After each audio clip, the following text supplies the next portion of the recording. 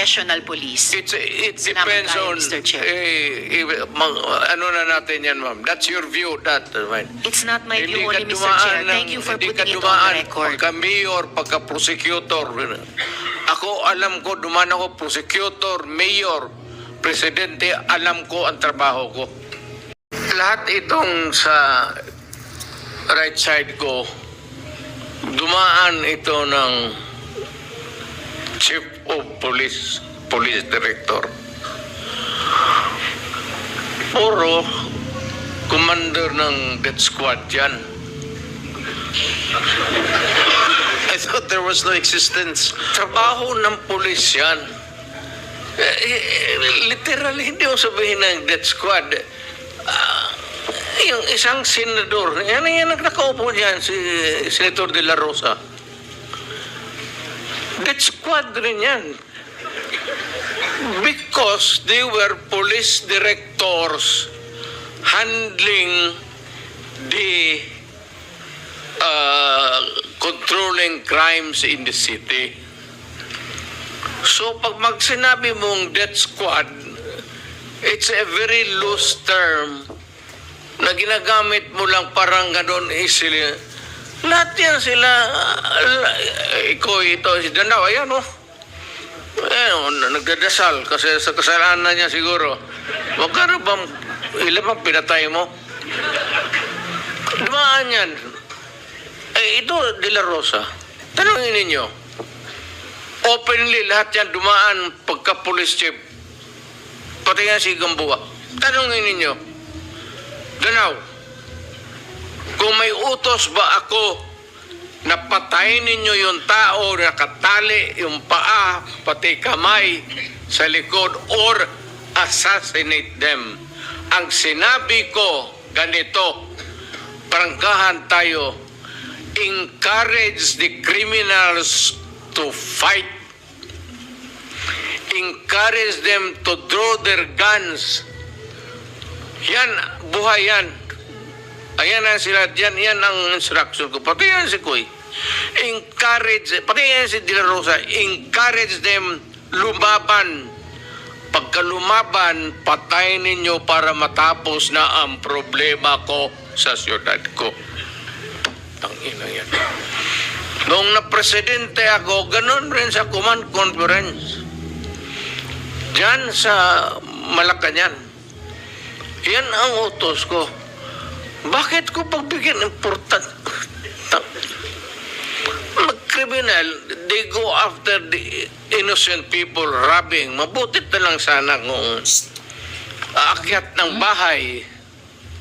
Mayor ako matagal. Aakyat ng bahay, magnakaw, re-rapin yung bata, re-rapin yung babae, tapos papatayin. Kung ikaw ang mayor, how do you deal with the problem?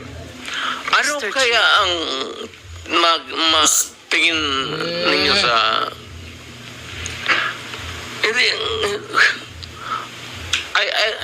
I'm sorry to tell you, I'm sorry to express to the nation. Unforgiving ako, hardliner, alam nila yan. Pati police alam nila. They are not really siguro to talk about it. Sinabi ko yan sa mga police. Putang ina kayong mga police, pag pumasok kayo dyan sa droga, kayo ang mauuna. Mr. Chair. No need to strike it out if that is the real way that the mayor then phrased his sentence. Yes, Mr. Chair, with the indulgence of the SP Pro Tempore. Yes, Senator Risa. Apo, Mr. Chair, kasi siguro napansin pati ng former president yung shock ng lahat. Bakit, sir, yan ba ang trabaho ng pulis? Na pumatay ng mga suspected criminals? Sir, yung mic nyo. Pag dumaban, bakit Iba sila po yung pagka-express kasi kanina, so I had to clarify. Bakit Salamat, sila- SP Pro bakit Tempore. sila Salamat, Mr. magpapatay? Chair. No. Hindi yan ang tanong ko. Talagang napaka hindi magandang impression po ng mga statements kanina. Kaya I appreciate the candor of Yusek Kuy at pati kanina ni General Danao Look, ma'am, about it. may I Salamat tayo, Mr. interrupt Chair. you I'm done, Mr. Chair. for now. kindly? Go ahead, sir. Itong mga to, ma'am, galing ito ng mga sa Academy PMA. Hindi ito mga bubo. Hindi rin ito papayag na utusan mo ng illegal. Doon nga sa Academy nila, sa PMA, they are from there to, yung talaga yung batas. Kaya pag inutusan mo yan, sabihin mo, patayin mo sa sir, mukhang hindi pwede yan, sir. I tried. Ako mismo, I tried. Ako, marami akong patay mo, sir.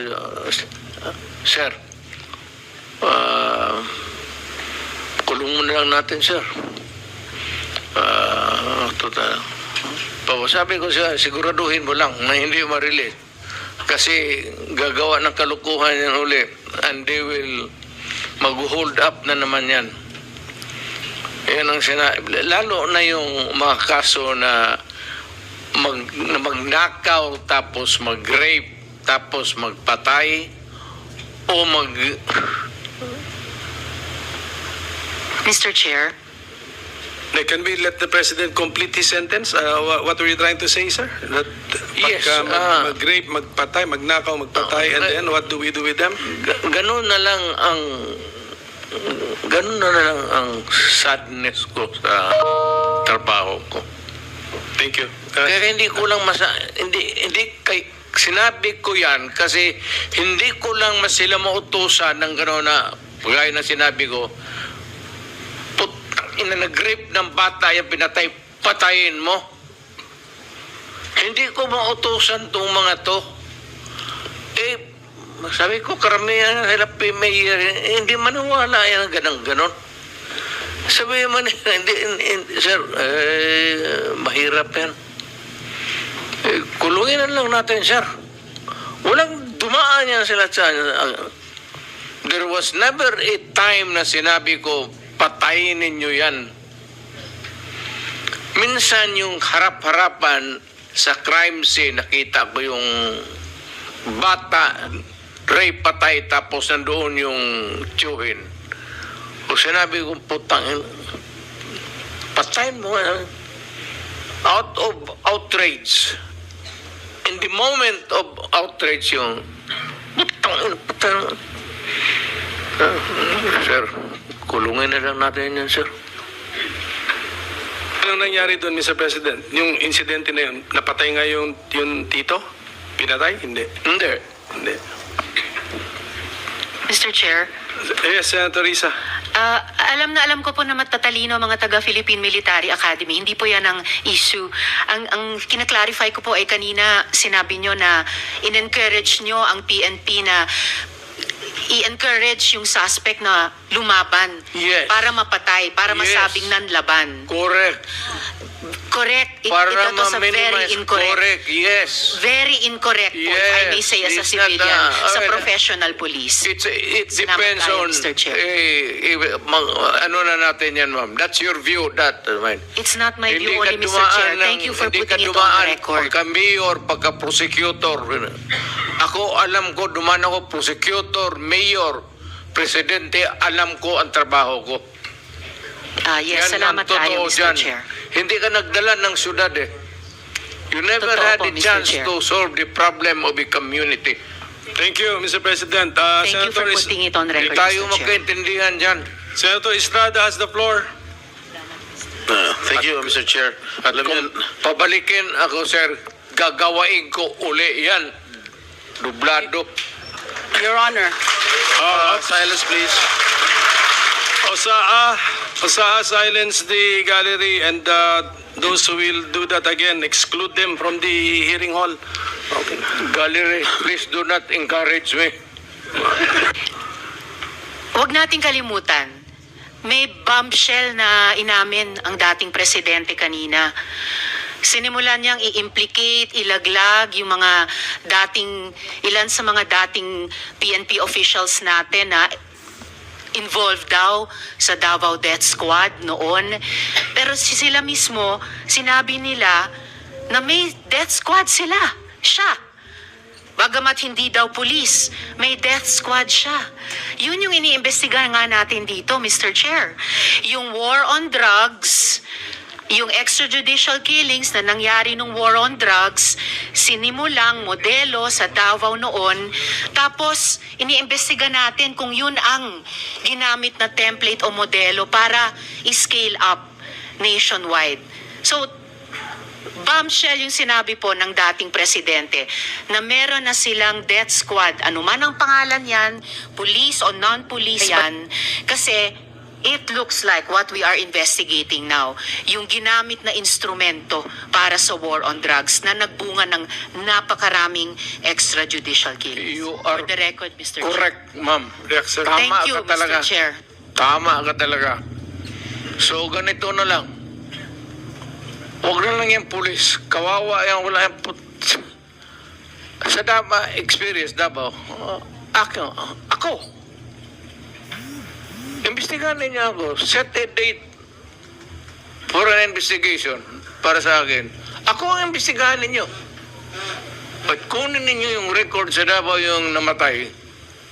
At sabihin ko sa inyo kung wala akong taguin. Alam mo, nag-warning ako, huwag kayong gumawa dito. Kasi gusto ko ang Davao. Ang Davao was a very kawawa noon. Alam ninyo sir, alam ko. Nung panahon ng NPA, nung hindi pa ako mayor, kita mo ang Davao. Left and right ng hold up, walang makalabas sa bahay. Pati mga pulis takot. Kasi nandyan yung mga NPA, pinapatay sila. Kaya sinabi ko, nagagyat ako sa bukid. Nung na-mayor ako, sabi ko, ayaw ko ng away sa inyo. Pero yung mga pamilya ninyo, nandyan sa syudad natin. Yung mga top honso ng Communist Party, bilangin ninyo sa ilan na ang taga Davao. Saan ang pamilya nila? Sa Davao. Kaya umakyat ako sa bukid. Sinabi ko, stop it. Huwag ninyong patayin ang mga pulis ko kasi putang ina yung pamilya ninyo. Yayariin ko yan. Mr. Chair, if I may, dahil matagal na po yung sa NPA, kung maaring mag-follow-up question ako sa dating presidente Go ahead, ng Mr. Chair. squad. Mr. Chair, Salamat go ahead, kaayo, Mr. Senator Chair. Kanina, sinabi nyo there were 7 people dun sa inyong self-described death squad. Ano po yung mga pangalan nila at paki-describe yung structure ng organization na sinet up nyo, yung death squad na iyon? Yung death squad ko? Ang death squad ko, ma'am, is before it is organized.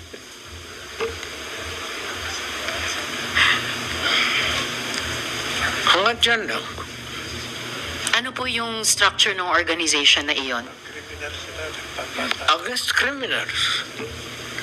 Hindi po, yun yung task siguro na binigay nyo. Pero anong structure ng death squad niya iyon? Structure against crime and criminals. Ibig sabihin, ano po yung setup? At sino yung 7 yon na miyembro ng death squad Fight nyo? crime. No sir, yung pangalan nung sabi nyo, at 7 tao na nasa death squad nyo. Mukhang patay naman sila lahat, ma'am. It's okay sir, ano pong mga pangalan nila? You know, when I was mayor, I was about 43. I am now 73. For the life of me, I cannot remember the name. And ano po yung structure nung 7 yon? Merong bang team leader, may 2 tenyente, then may 4 pa na tao? Ano po yung structure ng organization na iyon? I said I am 73 years old. Hindi ko nga alam kung bakit nandito ako kaharap mo. Sir, I'm sure alam nyo kung bakit kayo nandito. In fact, kayo po yung nagsalita ng pinakamarami sa resource persons. Well, May reward po ba yung 7 iyon sa death squad nyo? Again, ma'am? May rewards po bang ipinibigay sa mga miyembro ng death squad nyo tuwing nakakapatay sila? Police? Police ba yung death squad nyo? Yung, Yun ang allegations. hindi po, yung sinabi nyo kanina. Huwag tayong lumabas dyan. Hindi po ako lumalabas. May ibang lumalabas. O, Yung dito sinabi tayo po ninyong ang death squad, pinag-usapan dito, may rewards po ba yun? Centered sa police na sinasabi na binabayaran. No sir, pina-follow up ko yung sinabi ninyo. Ay, yung civilian? Unprompted. O so, kung civilian yon, yung sinabi nyo na death squad nyo na 7 tao, may rewards po ba yung 7 taong iyon kapag nakakapatay sila? Ay, hindi ma'am, mayayaman yung mga maraming gago na mayaman sa Davao. Hindi Ano pong okay. connection ng mayayaman sa Davao? Gusto dun sa pumatay miyembro ng mga death kriminal. squad? Because Ibig they sabihin, want their city to be safe. nagbibigay sila yung Because mayayaman ng they want reward sa business to death thrive. squad? Yes sir, Security bago guard, po yan, No. sinasabi nyo ba na yung mayayaman sa Davao nagbayad sa death squad para pumatay? No, hindi ma'am. Si Sila Colonel mismo. Makasait po ba kasama sa death squad na iyon? Sino? Colonel Makasait, kasama po ba sa death squad na iyon?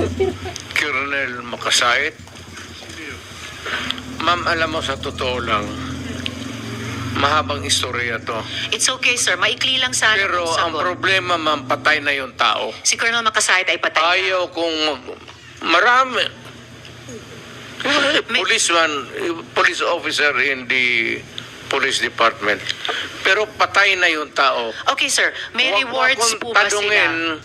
kung anong history yung tao na yan, patay na. Okay, may rewards po ba sila, yung mga miyembro ng death squad nyo? Sino? Ako?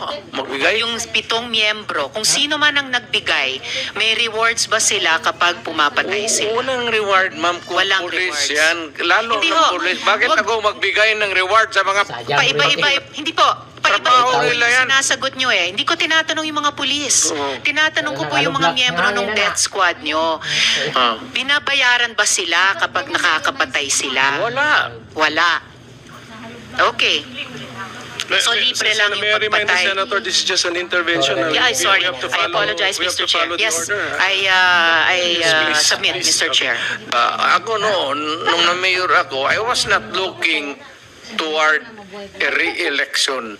Wala sa isip ko yun. Ayan sila, si Bato. Nung nag-mayor ako, sabi ko, hindi ako interesado na ma-re-elected. Putang ina, magtrabaho tayong lahat. Ito ang gusto ko. Patay kayo mga pulis, putang, papatayin ko kayo ulit. Huwag ninyo akong... Kasi pagka-mayor ka na, magpaano-ano ka lang, palutay-lutay ka lang, wala mangyari sa Pilipinas, maniwala ka.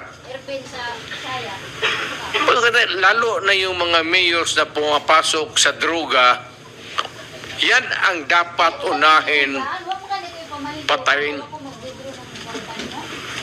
Mr. Chair. Thank you, Mr. President. So, what I'm getting, Mr. President, is that yung imperfection noong ating programa na War on Drugs, nakabase po doon sa ilang mga local government units na wala ho talagang totoong political will para labanan ito dahil binabanggit nyo nga po marami or may ilan sa mga LGUs ang pananaw ay ma-re-elect lang. Re-election. Hindi talaga durugin. Ayaw magkaroon ng problema sa re-election niya. Yung iba naman, takot. Lalo na sa probinsya. Lalo na yung nagninegosyo ng droga, may mga baril, tapos may tao. Mr. Chair, with the permission of Senator Villanueva, quick interjection. Yes, Senator Ontiveros is recognized. Salamat kayo, Mr. Chair. Salamat, Senator Villanueva. Just to make of record na sinabi ng dating presidente na yung mga mayor na suspected na involved sa drugs dapat patayin. That is not an acceptable statement ng isang naging presidente tungkol sa mga naging kasama niyang nagtatrabaho sa gobyerno ng mga mayors.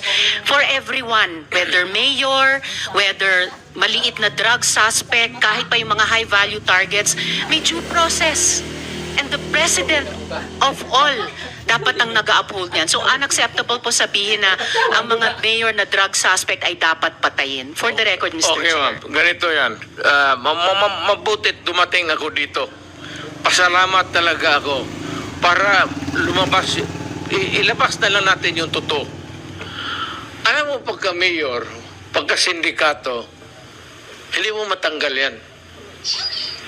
Hindi mo basta-basta matanggal yan. And they are there.